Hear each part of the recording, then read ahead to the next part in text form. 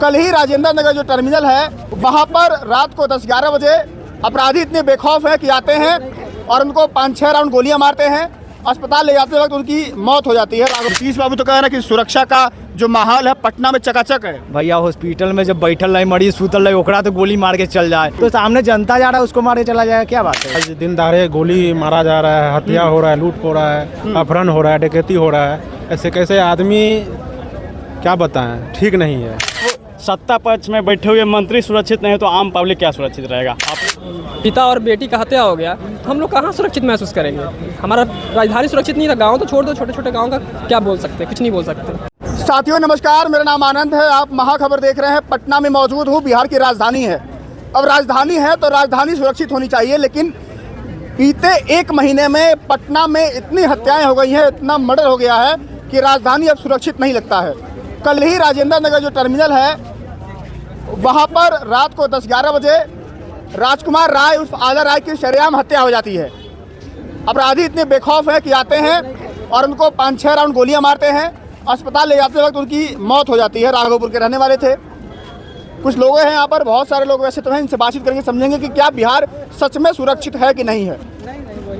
रोजगार और भी तमाम मुद्दे हैं, लेकिन सुरक्षा पर बड़ा सवाल है। बात करते हैं। क्या नाम भाई? कुंदन कौन नाम मेरा? थोड़ा तेज बोलो। खाना खाए हो ना? अरे भैया खाना खा गया, बोलिए ना। क्या लग रहा है बिहार सुरक्षित है कि नहीं है पटना में? भैया सुरक्षित रहता तो कुछ दिन शाम को होते हुए गोली मार के चला जाता, ऐसा हो सकता है। सुरक्षित आपको लग रहा है कि सुरक्षित है? जनता को लग रहा है कि सुरक्षित है? नीतीश बाबू तो कह रहे हैं कि सुरक्षा का जो माहौल है पटना में चकाचक है। भैया हॉस्पिटल में जब बैठल रहे मरीज सुतल रहे ओकरा तो गोली मार के चल जाए। इधर शाम के सब्जी मतलब बताइए कि बेड पे जो सोया रहेगा उसको गोली मार के चला जाएगा, तो सामने जनता जा रहा है उसको मार के चला जाएगा, क्या बात है भैया। ऐसा हो सकता है? हॉस्पिटल में आपके सामने में ना गोली मार के चला गया भैया। एक नहीं दो बार सुने, लगातार ही साथ दो बार आया पारस में, जो कि पटना का भैया नामी हॉस्पिटल है। शायद बहुत नामी हॉस्पिटल है, ऐसा बात नहीं कि नामी नहीं, बहुत नामी हॉस्पिटल है। तो ये जो दावा हो रहा है डबल इंजन सरकार की, मोदी जी, नीतीश कुमार या आपके सम्राट चौधरी जो बड़े बड़े दावा कर रहे हैं, विजय सिन्हा, ये नकली दावा है, झूठ है ये? भैया अब नकली दावा है, सही दावा है, आप वही ना बताएंगे अब क्या दावा है भैया। अब बताइए, मेरे गांव के रहने वाले थे, मेरे गांव से 2-3 गांव मतलब 2-4 किलोमीटर घर से आगे होगा उनका घर। वो ऐसा आदमी थे, समाज सेवी आदमी। कोई भी अगर गरीब आदमी, कोई बच्चा भी अगर उसके सामने जाके गाड़ी रोक देगा ना, तो उसका आला रहा है बस रोक उसको हेल्प करता था। एकदम उसमें कोई दुमराई बात नहीं था। और उसमें पॉलिटिक्स था, उसका मतलब आरजेडी से पहले थे, फिर आरजेडी से फिर जन स्वराज पार्टी में सब घूमने लगे, फिर वहाँ से टिकट नहीं मिला उनको, किसी और पार्टी टिकट कोई और दे दिया, तो फिर निर्दलीय लड़ने का सोचे। उससे पहले जिला परिषद से लड़ रहे थे, जिला परिषद में जीत नहीं पाए। और उस समाज से भी ऐसा थे कि जो अगर कोई बच्चा अगर दौड़ने वाला, पढ़ाई लिखाई करने वाला, तो अपना पैसा दे करके उसको दौड़ करवाते थे। मतलब कि राघोपुर में दौड़ लगवाते थे, जैसे तिरसिया का हो गया, राघोपुर मतलब गाँव बाई गाँव की, मतलब इतना लड़का लाइए और दौड़ाते थे। और उसका पर पुरस्कार 50,000, 1 लाख और 1.5 लाख का था। और प्लस में कि निःशुल्क शिक्षा जो रहता है उसका अभियान चलाने का काम किए थे राघोपुर में मेरे। अब तो मार दिए गए। अब भैया मार दिए गया भैया। बढ़िया आदमी कहे ना कि भगवानों बुला ले, से वाला बात है। पटना में सुरक्षित महसूस करते हैं कि नहीं करते हैं, ये बताइए। राजधानी बिल्कुल भी नहीं। आज दिन दहाड़े गोली मारा जा रहा है, हत्या हो रहा है, लूट हो रहा है, अपहरण हो रहा है, डकैती हो रहा है। ऐसे कैसे आदमी क्या बताएं, ठीक नहीं है। नहीं ठीक है, बिल्कुल पूरी तरह से ठीक नहीं है। सब एक तरह से नहीं कहा जाता है कि भाग दौड़ में फंसे हुए हैं बहुत। तो सरकार ये रहेगी कि जानी चाहिए, ये बताइए। देखिए इस बार बदलाव होनी चाहिए और बहुत स्थिति गंभीर है। बदलाव होगा, बिल्कुल बदलाव। चाचा क्या नाम है? मोहम्मद हैदर।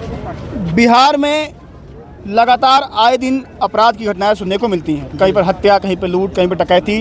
अब पटना की राजधानी में एक बहुत बड़े व्यापारी आपके खेमका मारे गए, उसके बाद पारस अस्पताल में घुस की गोलियां मारी जाती हैं।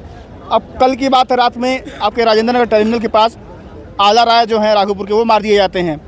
तो बिहार में सुरक्षा का माहौल कितना बढ़िया है? बढ़िया तो अभी तो है नहीं सर। नहीं है बढ़िया? नहीं है। ऐसा होगा, ऐसा घटना होगा तो कैसे आदमी चल पाएगा रास्ते में। तो इस सरकार लग रहा है ठीक है कि बदलेंगे, क्या लग रहा है?